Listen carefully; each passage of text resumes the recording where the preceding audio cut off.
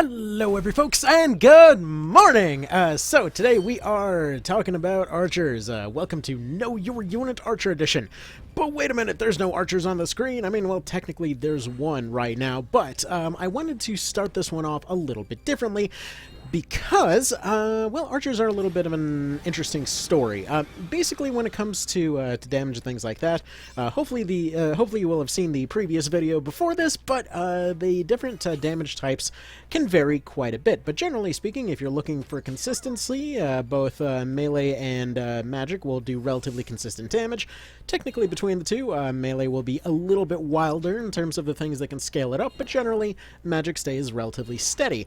Whereas range is one of those cases where it's kind of got the lowest lows and the highest highs. The reason that I bring this up is because the archer has essentially doubled down on by far the most chaotic form of damage in this game.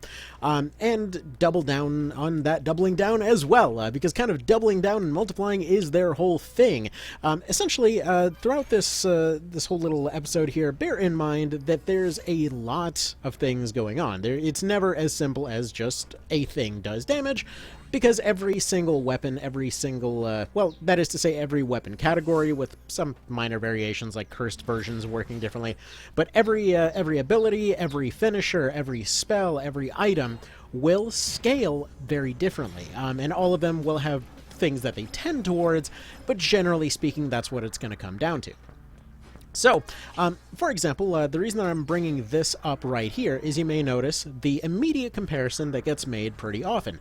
Namely, hey, what about summoners? So, usually the argument comes down to how can you have a DPS class when you have this other thing that on paper seems to do more DPS, which, I mean, there's a few ways about this. The first most obvious thing is, well, hey, you gotta go through Palace of the Dead or endgame dungeons to even get these things. They are, for all intents and purposes, like, right on the line as counting as almost post-game in many ways. The tier 2s are, barring some level up cheese, almost entirely post-game type stuff, but that all being said, what did you actually see earlier? You saw that Cashwa here, who is essentially coming in as a unique class, was going in doing about anywhere from like 350 to 400, and then attacking multiple times doing this. At the same time, you saw that Vice was going in with that crossbow and was able to drop almost 700. Now, on the immediate term, this might seem like, hey, you know, it would seem like these summons would be doing better if they were to be hitting multiple times. Two things to consider in this particular case. Well, actually, several things to consider in this particular case. For one thing, the AI is very bad in terms of actually taking advantage of their advantages. So, like, right there, for example, you saw that he was able to match her in terms of DPS, for a whole host of different reasons. For one thing was the fact that he was hitting on a weakness. For another thing, he was taking advantage of a lot of advantages that he's got going on stats-wise. And generally speaking, the unit that he was attacking wasn't necessarily the highest defense thing in the game. The overall damage types can be very, very, very kind of all over the place, and this particular map doesn't really lend itself particularly well to this example in particular. This is why I wanted to start it off with a bit of an explanation before we actually went farther.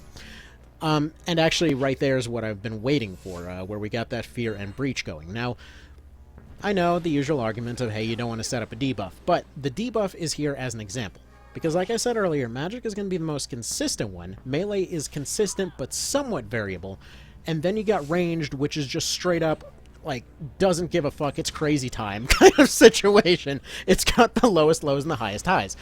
Again, previous video, Damask Bow went from doing, I think it was like 119 damage attacking normally to about 500 when attacking on a weakness, to then about 900 to when attacking on a weakness with a bonus attached to it, and then up to 1200 when a defense buff was or when a defense debuff was applied.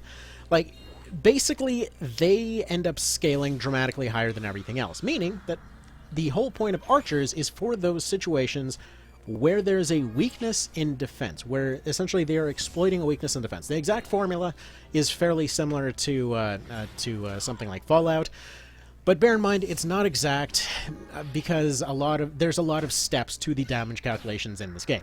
I'm not going to get into all of that. Again, go to Recession's damage calculator for all of that craziness.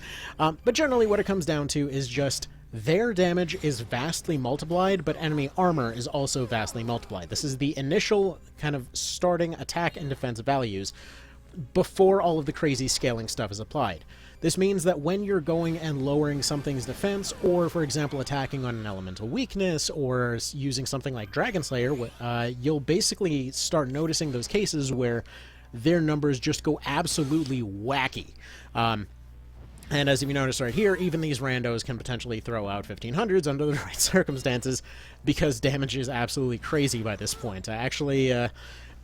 I'm honestly still a little bit shocked that for all of the other stuff they added to the UI, they still never bothered to add a thing that showed when you were in those cases that when armor was actually being broken, because while armor break isn't officially, a mechanic, it is basically what's happening. Like when you manage to completely overwhelm defense, that's when you get those cases where stuff goes absolutely wild. And again, melee gets a modest bonus from that. Magic gets a very modest bonus from that.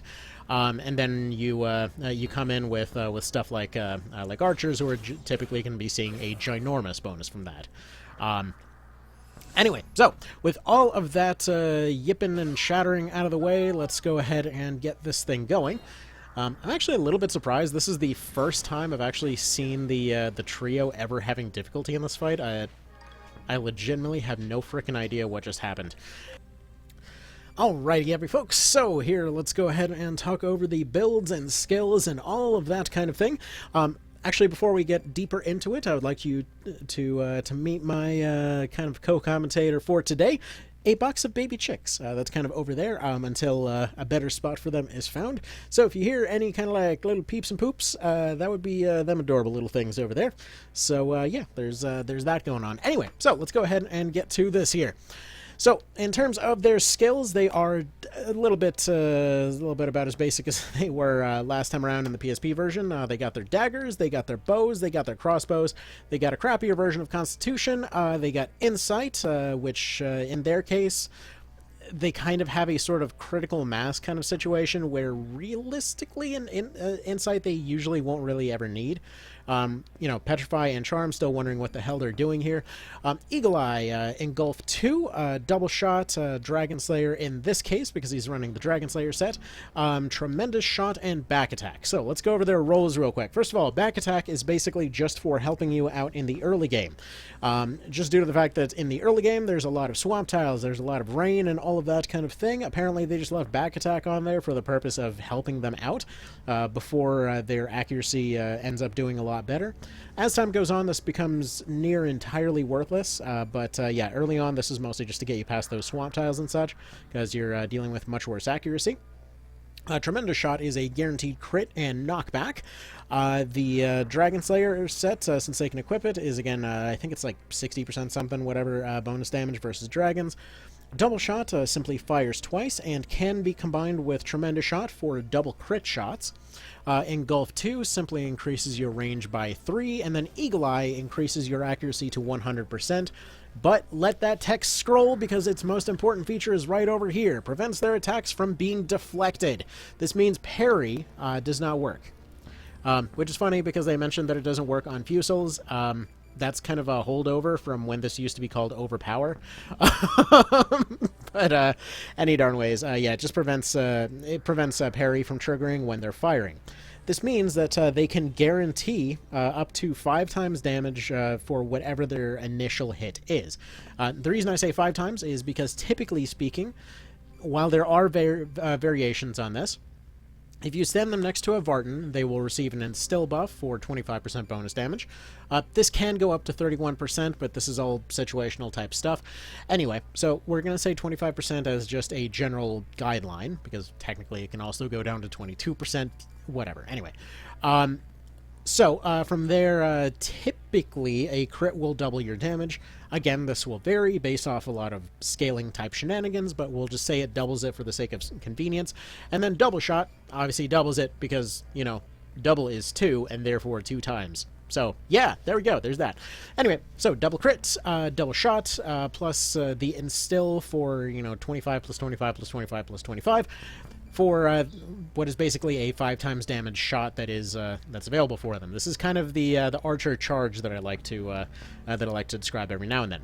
So they've got a lot of interesting things when it comes to their builds. This time around, they are able to equip the Dragon Slayer set, basically through the Spark Guard boots, sleeves, and armor. This is going to be particularly handy for just kind of having a Dragoon when you don't necessarily want a Dragoon on hand.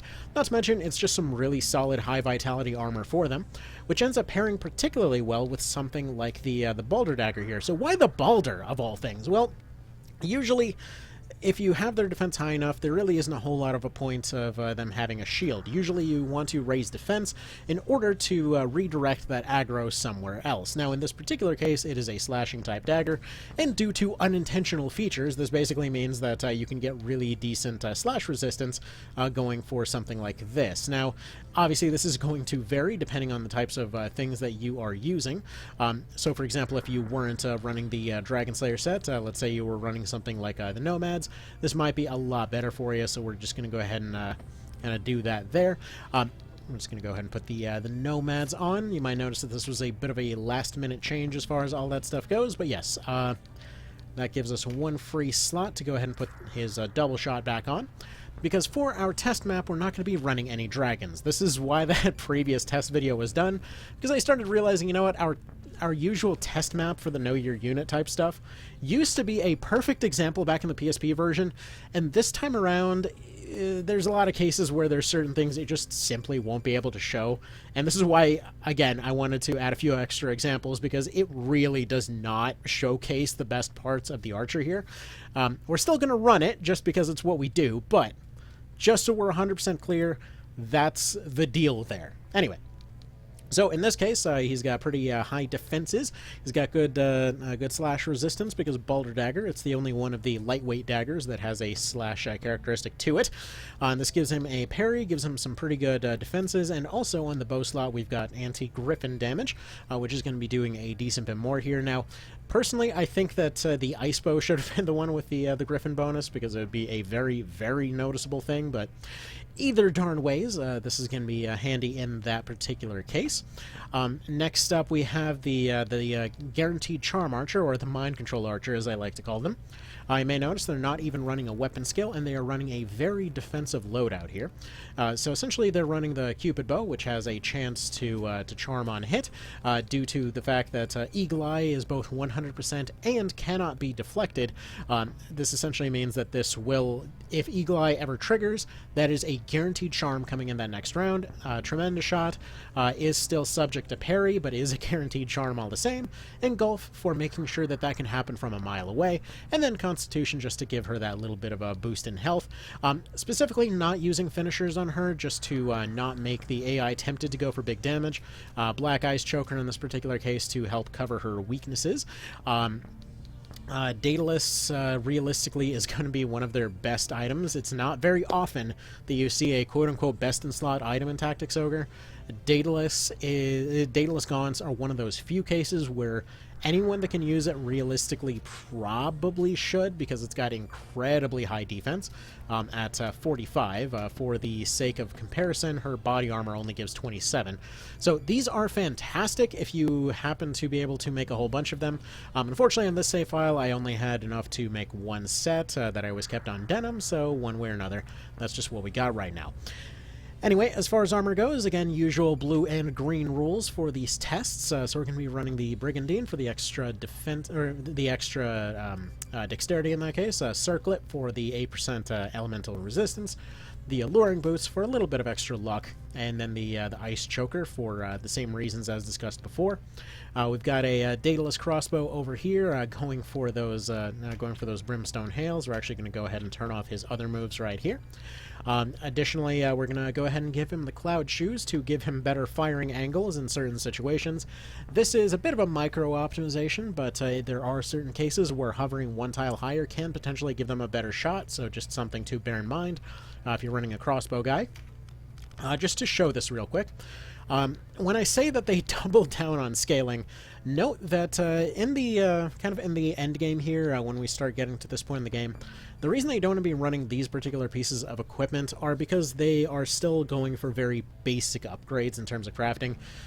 By this point, archers have access to obscene amounts of better weaponry, and a lot of their strongest weapons are in the relic category. In fact, I've been tempted several times to just go ahead and say, screw it, we're going to make an exception in this case. But, you know, I don't want to see the endless slew of comments of like, oh, you know, special treatment for the archers, so screw it, we're just going to run it like this. But, for example, if we take a look at these crossbows, we see that they've got dramatically higher attack values than many of the things that they're running right now. Something like the brimstone bow, like this isn't even fully upgraded. I think this goes up to like 35% or something. Again, on multiple damage types, so it's physical plus elemental plus anti-racial damage, and that's usually something you're going to see on all of these things here. But it's this kind of stuff that means that their damage, like, they double down even harder by the post-game, where their damage just goes from nothing to thousands, like it's absolutely nothing. It's absolutely insane. Like right here, for example, all it's showing on the actual kind of basic damage count over there on the right side is 21 extra. But it's completely ignoring the more than 100% potential bonus that they're getting on all of this other scaling type stuff. The reason I say more than 100% is because technically their personal element could be considered part of it, but like 29% from physical, 22% if hitting on lightning or on ice in this case. They would be getting 30% if they were hitting an ice unit with this, but then also an extra 25% if they're a lizard, on top of the fact that they're already scaling it by, you know, whatever their initial value is getting, you know, scaled by 2.5 early on there. Yeah, there's a lot of questions over exactly where in the formula everything lands, but point being, their numbers go absolutely insane. So, just so you know, again, this is just to kind of point out that this is not going to be a perfect example of the best of what they can do. Anyway. Moving on here, you know, more crossbows, more mind control archers, in this case leaving them with a finisher to give them an answer to water units. In this case, going for a lucky crossbow build, going for the kind of explosions off Mr. Kellis over here, but also hoping to get some of those stuns off their crossbow. This is one that's going more, again, for kind of guaranteed stuns and finisher spam, especially going for dagger finishers in this case. Again, another finisher spammer, as it were, but a funny little thing, and a funny micro-optimization that you should never do.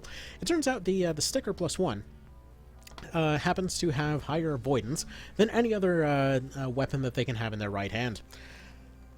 That's okay, don't worry, I'll let you catch your breath for how utterly amazing that very tiny boost in their avoidance is. Is there any reason to build your archer like this, just more or less starting off as a like Dark Souls thief? No? Moving on.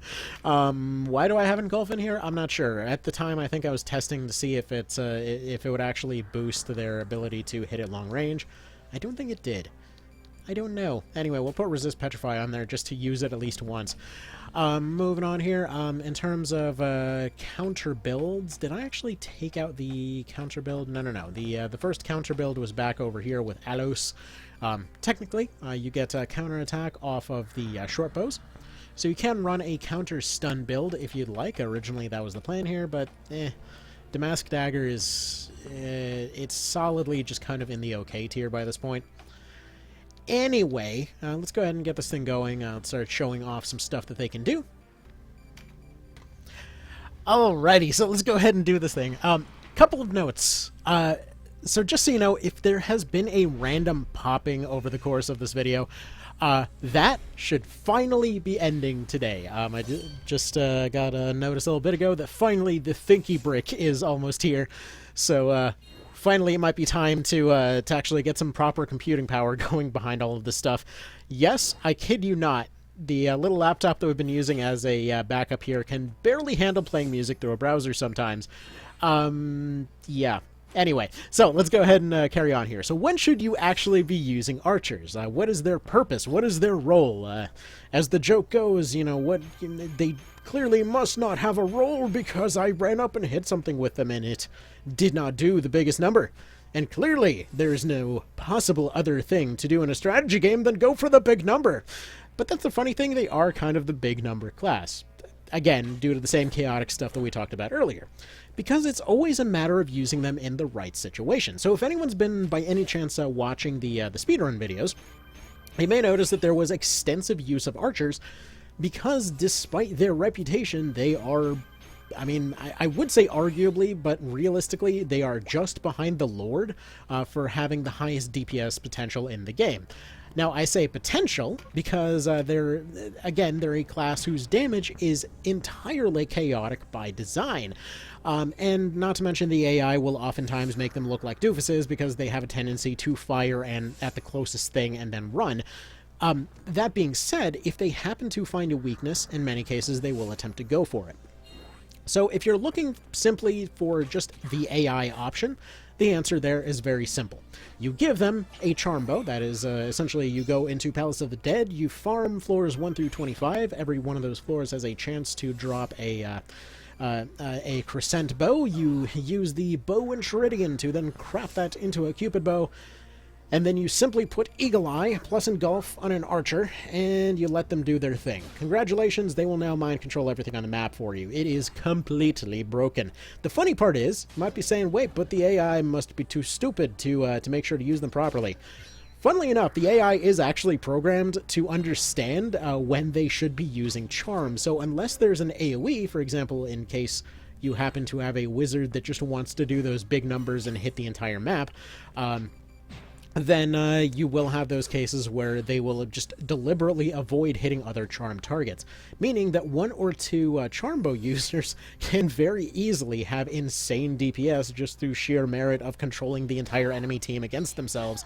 Not to mention, they typically, if you turn off their finishers, will end up moving so darn quickly because they don't spend extra RT on other moves because, again, you know, Eagle Eye is free, that they will simply keep taking more and more turns, repeatedly re-mind controlling that same team. So, again, if you're just looking for the AI option, if you're just looking for the simplest option, there you go. But if you want to use them to their full potential, this is going to vary based on where you are in the game. Early on, you can simply take advantage of things like Breach and attacking on elemental weakness. Those alone will easily see them doing 50% or more damage to most things that you run into.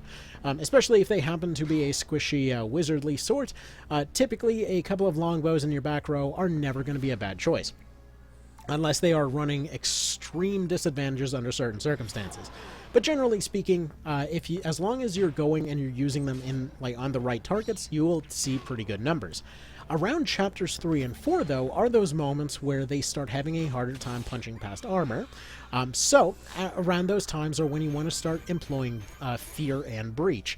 Now, yes, sometimes that can be a little bit of a pain to set up, but again, this doesn't take away from their previous strengths. So, for example, attacking on weaknesses, attacking on those elemental weaknesses. So, as long as you have a couple of different options, typically I would say probably the easiest way to go is early on, at probably a mix of ice and air, is going to give you pretty good coverage in most situations. Reason for ice is because early on there's a lot of flyers and things like that that are going to be coming in with an air element. That's going to give you a nice solid answer to them. And then from there you're going to see a lot of cases where there's going to be a lot of heavies potentially running something like earth. So potentially it might give you some good options there. Not to mention, once they get access to finishers, it is worth noting that finishers are not subject to the chaotic scaling that you see from all of the rest of their regular attacks. It's only the basic ranged attacks that have such chaotic numbers going on. So what this translates to is that if you want to see them dealing even more, just kind of taking that same kind of melee characteristic of doing consistent damage versus defenses, that's when those finishers will come in. It allows them to essentially pivot what they're actually doing at any given point. And again, you might be noticing that just like every other class so far, they are still cleaning up in this particular case, despite the fact that they can't actually make use of their greatest strength in this map, which is which is their high numbers when breaking past defense. They're crappy, outdated weapons, which, yes, I am referring to the Daedalus crossbow, because that thing is, I mean, almost depressingly underpowered for how late you get it in the game. But despite all of this, you may notice that they are still holding their own just fine. They have no heals, they have no support abilities, but they are still holding their own just fine. And they've consistently been able to clear this map without taking any casualties. Now granted, as soon as I say that, I'm sure we'll end up getting some pretty bad dice rolls, as you do. But the general idea here is just to understand that they're not as simple as, you know, you do low damage or you do high damage. It all depends. It always has depended. It's just how it goes. It's just a bit more extreme in their case when it comes to their basic attacks, but they still have a lot of those same advantages as others. So, for example, something like Flaming Blast. On paper, it's the finisher that does a charm thing, but while it's nice to see that charm land, and if you want to see that charm land, it does appear for whatever reason that Mind does actually improve the odds of that. What you have to understand is that when it comes to those debuffs, they're a secondary effect. The main benefit of something like Flaming Blast and Imperial Shot is to give them a sudden big burst of damage versus two particular elements. So, for example, you see a water unit, Imperial is going to be a solid thing, and if stop hits, fantastic. Or, for example, Flaming Blast, sure, if it charms, wonderful, but realistically it's a way for them to delete ice units. This is why you don't necessarily want to go for lightning or fire if you're using an archer, like specifically a bow archer. Because those elements are already going to be covered. And again, we're talking in the long term. In the shorter term, sure, they're, you know, chapters 1 to 2. Sure, you may have other things that you may want them to use, but if we're talking like levels 40 to 50, generally speaking, you don't want to use those two elements. You don't want to be using fire because they have it covered, and you don't want to be using lightning because they already have it covered. If you're using a crossbow, it's a bit of a different story, because crossbows generally come in with higher kind of base power. They are slightly less chaotic, but still subject to those same kind of ranged attack rules.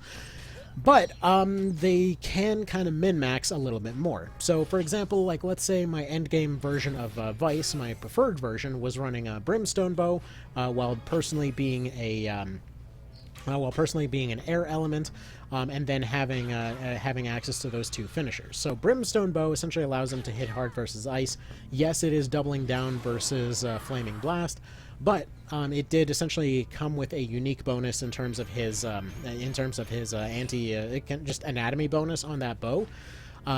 This is why, again, if you remember those Coda 4 videos, despite being practically a new recruit in his case, he was still doing damage in the thousands, because he just could be repeatedly stacked over and over and over, given the stinky set, and simply hide in the middle of the hardest fight in the game, one-shotting bosses. Again, they're a case of attempting to get around a lot of defense mechanics. So if you're willing to kind of take that challenge on of trying to figure out how they work and whatever else, you're going to see a lot more things coming out of them. They're not a dead brain class by any means whatsoever. They're not going to be the simplest thing in the world to immediately get a hold of, but once you master how crazy they can be, they're easily going to be some of the craziest damage that you can do. So anyway, so there's that. Now, I was saying that crossbows are a little bit less chaotic, and this is largely due to the fact that they have access to an AoE, and the fact that a lot of their weapons typically are not only more readily accessible than some of the longbows, especially like just stuff like I believe the ice and dark crossbows in particular seem to be very common drops. But either way, they have a tendency to, at least in my experience, be upgraded faster and also have stronger bonuses, and additionally have access to an AoE. So, for example, if you wanted to have those cases where you're like running into here and you have a lot of units that are running air, having a ice crossbow while having a fire unit might potentially give you a case where they're doing really good basic damage, but then still able to use that fire AoE, 10% bonus that they're doing in order to get a bit more effect out of that. Or if they wanted to be an ice element themselves, they end up doing 10% more with that crossbow, but then also potentially could take advantage of that element out of that fire AoE just off of their personal element there. Now, personally, like, that's one of those cases where it makes sense to match your element with your weapon in order to use the AoE of a completely different element while still having coverage kind of versus your own. I know, it's it's a weird song and dance with all that stuff, but once you get used to it, they are just absolutely just joyfully effective. It's pretty awesome.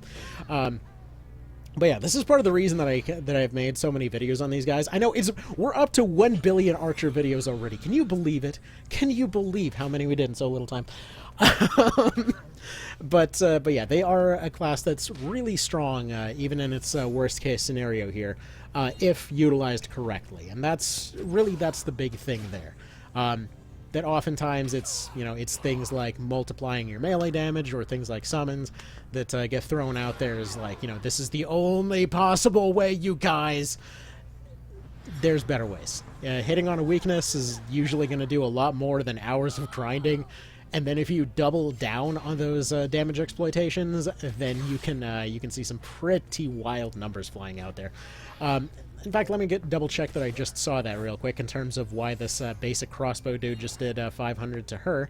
Despite being an air element, is he running what I think he's running? Yeah. So this was a weird thing that I still don't know how to explain for whatever reason. And again, as far as I understand, Risk Session was looking into this too, but couldn't figure out why. For some reason, it feels like the Keening bowgun, for whatever crackhead reason, seems to do more damage versus the Lamias in San Bronza, or just Floating Gardens here, or Floating Ruins, whatever.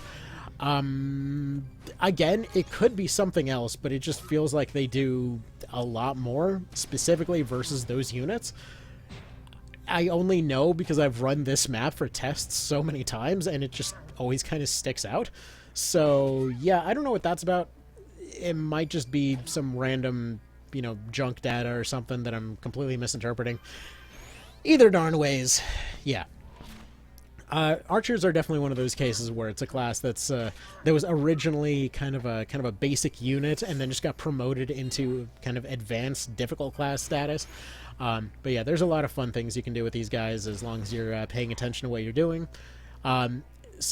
In terms of synergies and things like that, typically the obvious answer is going to be something like a Terror Knight plus a Zwei. The Zwei plus 1 has that Breach on there. You combine it with a Fearful Impact.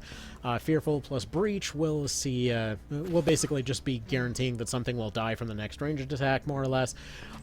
It's not exactly, like that, but it's still pretty darn close.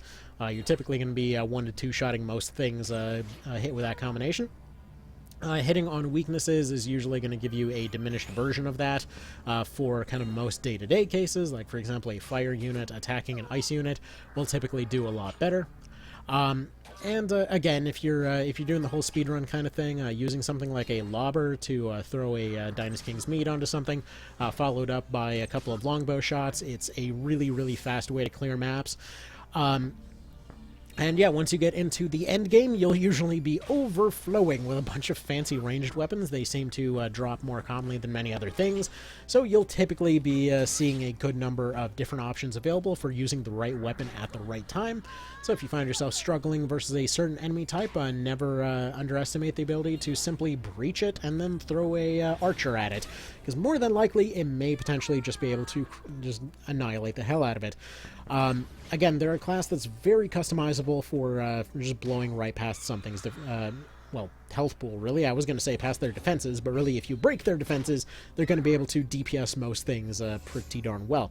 And then additionally, if we're looking at... yeah, they're pretty close to wrapping this up. Do I want to wait until that last guy bleeds out and just hope they finish off these last couple units very quickly? I mean, I don't, but it might be very funny if they manage to pull this off. Like, there we go. They finished off that guy. They've got, what is it, 2 more actions here? Will they be able to finish off that guy before what's-his-face bleeds out? Maybe. I don't know. It's possible. Is he going to fire twice? No. What about you? What are you going to do? Tremendous? He's a fire on fire. He's probably running some defensive thing, ain't he? No, he's not. He's going to be, let's see, a fencer, I would assume. I mean, he's got okay resistances, but I don't know. I don't know. They probably could deal with this guy, but I'm not about to... Then again, he is water. Do we all put it on the line? Do we put it on the line? I guess we could just re-roll it, huh? I mean, if he crit it, if he had just set up the crit, that guy wouldn't have died. But for the purpose of these testings, we have to continue using those same units. So like I said, it is inevitable that when you're doing one of these videos, the final result will be something along the lines of just all of the bad rolls in the world happening. How did he die anyway? I want to say he's one of the crossbow guys, isn't he? I don't know. Let's go see. Okay, if I could go ahead and interrupt here, please. Thank you. Anytime now. What the hell are you? That wasn't this guy. That was this guy. Oh, he's the Damask crossbow guy. That's why... Yeah, that crossbow cannot get past his defenses whatsoever. Actually, that is one interesting thing to note, that the light crossbows, or the compound bows as I like to call them, definitely got severely buffed in this version, while the light crossbows kind of got nerfed into kind of just being finisher spammer territory. It's the weirdest thing. Because, yeah, Damask Crossbow +1 was far and away the most overpowered ranged weapon in the PSP version. And then this time around, and yes, I am comparing that with the Jiggy too, because the Jiggy, it's like you could get really overpowered with that thing, and maybe one-shot stuff, but then you come in with the Damask Crossbow, and then you have like 4 times the armor, and then one-shot everything anyway. So either way, okay, so yeah, the light crossbow, or the light bows ended up getting that counterattack elemental variant, giving you the ability to actually make decent racial bonus weapons with a counterattack on there, no less, that you could equip on most classes. But yeah, light crossbows did not get that treatment for whatever reason, but they did end up getting quite a bit in terms of their heavy crossbows. Again, just kind of to show that comparison here. You saw the insanity that the Brimstone bow did, and that's attack 120 and then 21, 21, 25, right? And then we look over at the crossbows. There's like, let's say we look at the fire variant of that one, and sure, it's a bit less. This one's had almost no upgrades. But then we look at it, like, let's say direct comparison over here, that we're starting off at 134 with 22, 20, 21, and it's not even maxed out yet. We looked at the maxed out ones, like the Keening bowgun over here, 28% bonus, with 25% versus beast units. I had one that was a decent bit better than that, but either way, these ones, generally speaking, seem to have a bit more as far as all that stuff goes. In fact, one thing that was particularly interesting to note is that, technically speaking, I believe the highest hit possible in the game is achievable by archers. Now, just messing around with a lot of different racial bonuses before, I've gotten them to get up to about 16,000 per one hit. Now, obviously, nothing has that much health, so you can't make that directly happen, but this was just kind of off of rough calculations. Okay, so, technically this isn't even remotely the highest that we can go. Currently, we are still missing 3 physical offense stacks. But currently with only 1 Fizz card, with a basic strengthen. I didn't realize that he was weakened last time, so that would definitely help with that.